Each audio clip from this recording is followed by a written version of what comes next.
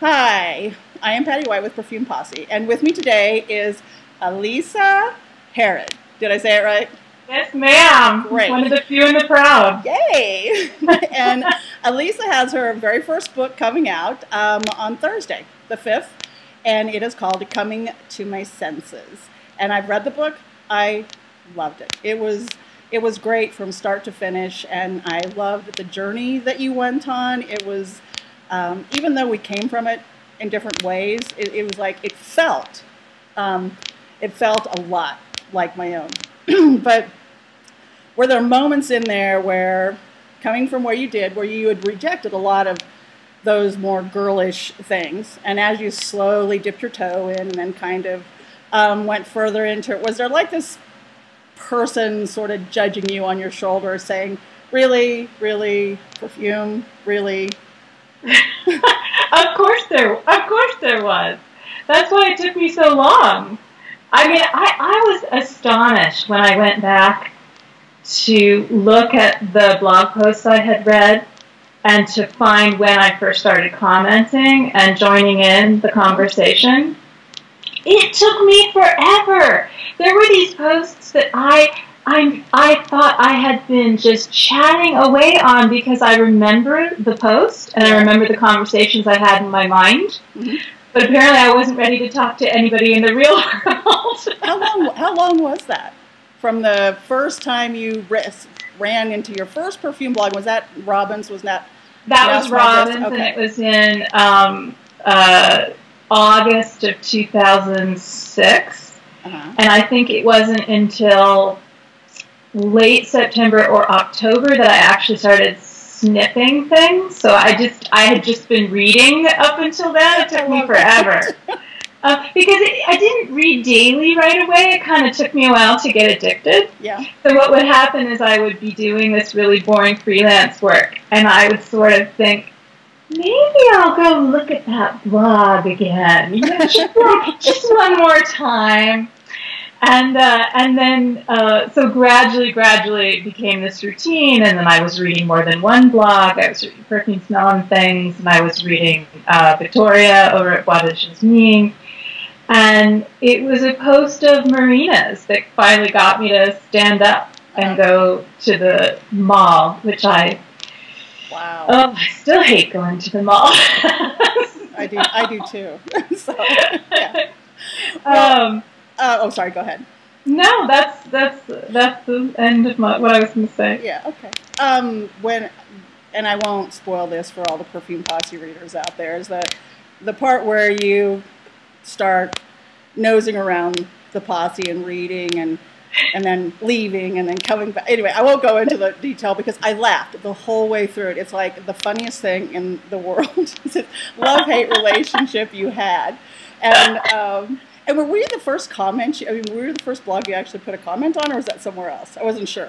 Well, I'm pretty sure that I had been leaving some comments on the other blogs, but you guys, it took me a long time to start participating because I don't think it's giving too much away to say that in the book I say it was sort of like coming from a, you know, if Robin's blog is sort of like this busy modern library and Victoria's blog is sort of like a salon where some kind of really erudite, sexy, scholarly conversation is happening, and then Marino to me was sort of like a boudoir, you know, sort of lolling on the floor. Mm-hmm. And you guys were like this rowdy bar. I just did not, you know, it's like I felt so tender about this thing that was happening to me, and I was so, you know, I think that I was just really happy. Mm-hmm. It making me really happy, and I had been having kind of a hard time for a few years, and I didn't want to run into anybody or anything that would make me question it or shy away from it. So I was sort of protecting my happiness, and so I felt very tender and I felt very shy, and that was not what was happening on Perfume Posse. No. There was just this great kind of get down in the pit and wrestle, you know, arguments and irreverence and all the things that make me adore it now, you know. Well, we're glad you wound up liking us. So. Of course, yes, of course. You pushed me to the next level. Well, shock sometimes does that. But I mean, there's like a moment that you describe where, because your background is very intellectual, very scholarly, that's the way you come at things, that's the way you approach them, and that's what you've done up to that point. And there was somewhere in there that you had that kind of aha place where you went from your head to, I mean, it was like it was more internal then, kind of to your heart or the experience. And was that just a slow roll, or did it kind of happen in a second, or?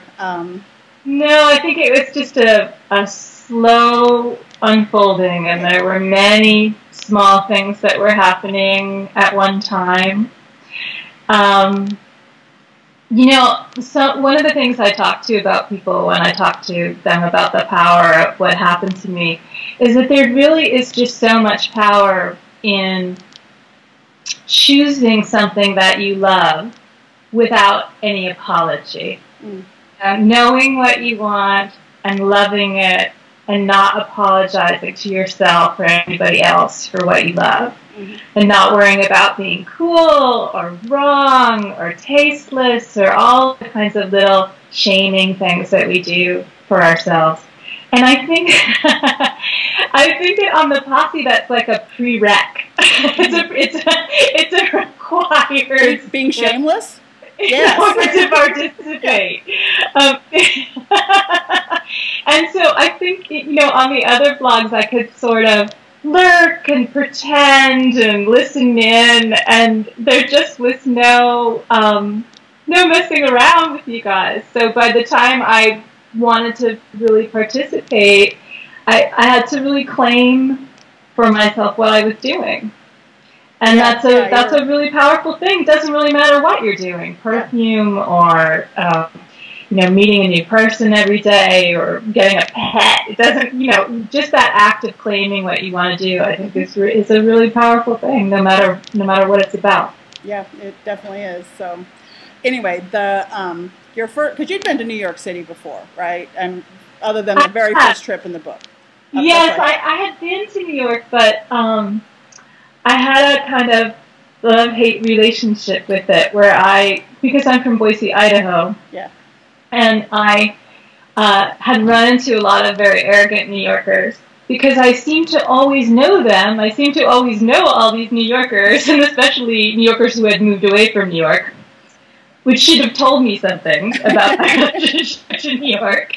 But instead it just made me very annoyed at the city. I thought of it as this kind of arrogant, hyped-up place, and I was scared, too. My parents had sort of told me, you know, don't ride the subway, and don't walk into the wrong neighborhood, and don't let anybody see you using a map.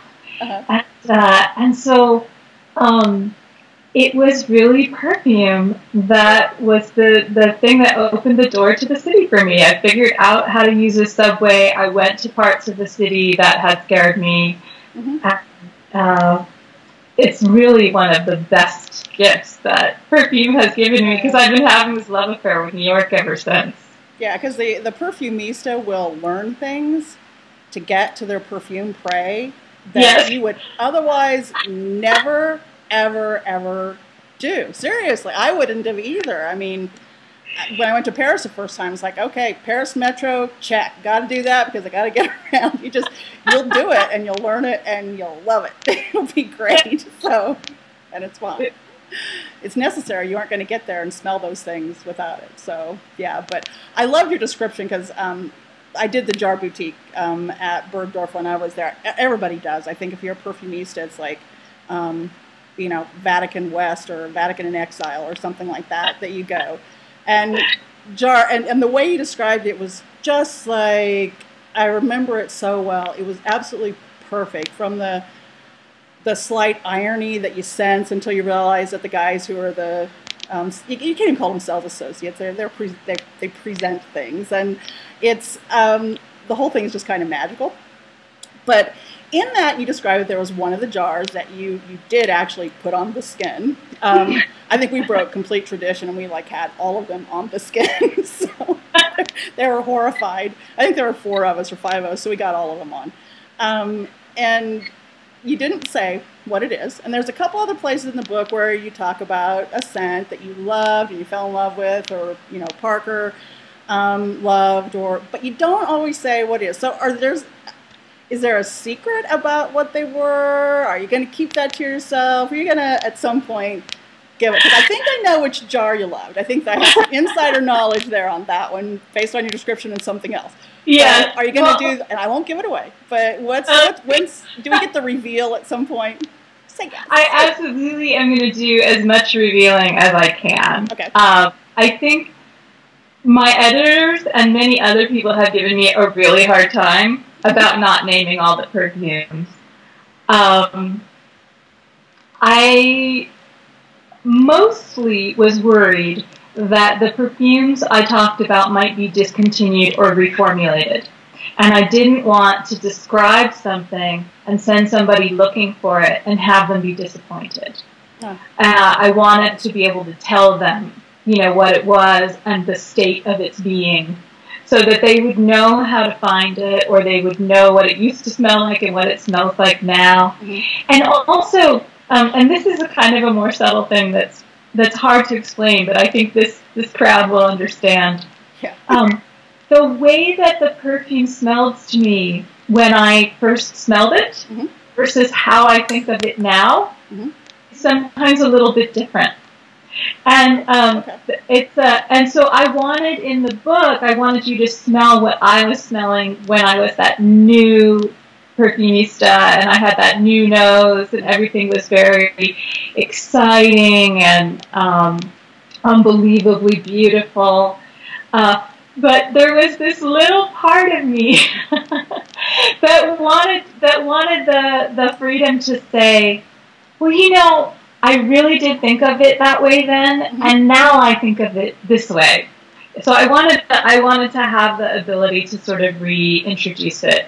And then just on a kind of practical level, if I had named every perfume in this book, the book would sound like an infomercial. Oh, sure. It would really just be this long list of brand names. And there were times when I wanted people to focus on the emotion at stake in the scene rather than the perfume. Mm. And I knew that the perfume crowd, especially, that they might disagree with me the way I was describing it, or that they might, that there might be something that would sort of take them out of the story. Right. But at the same time, because I knew I was going to drive everybody crazy. Yes. I tried to, when I was describing the perfumes, use some phrases that had often been used on the blogs, so if you were an insider, you would probably be able to figure it out. Mm-hmm. So I hope that's like my little gift to the insiders, is that they really will be able to recognize, especially some of the most important perfumes that are in the book. Yeah. And I think that what I'm going to do is probably have a little reading club on my blog, and we'll go through chapter by chapter, and I'll do reviews on all the perfumes and talk about what they are and where to get them, and then eventually all that stuff will be